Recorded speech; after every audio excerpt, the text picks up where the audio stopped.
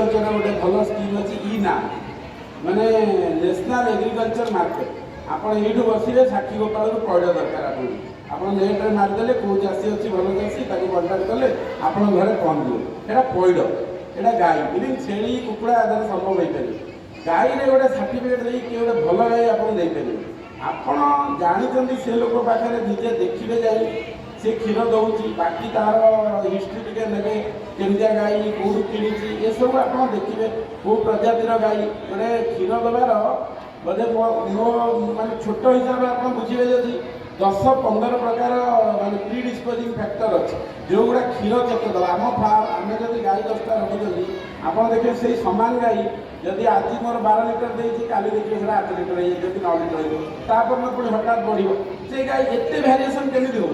गोटे छोट management change हेल्ले भी गोटे 20-30% क्षीर चेंजेस हो जाए तेणु गाईटा एक्जाक्ट किए गोटे सर्टिफाई करके जो सरकार दिखते जाना मध्यम मात्र आप निजे अनुभव करेंगे अभिज्ञ लोक जनक नहीं जी जानते सी देखिए हाँ गाईर बयस आप जापर क्षीर दबार ओभरअल गोटे देखिए कहीपर यहाँ भल क्षीर दूसरा गाई ये खरा एत भल गाई ना आप जापर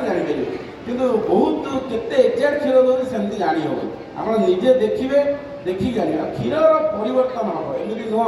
आप 10 लिटर गाई देखिए आणुच्च आप मानसिकता रहा दरकार ये 10-15% कम दे पारे क्षीर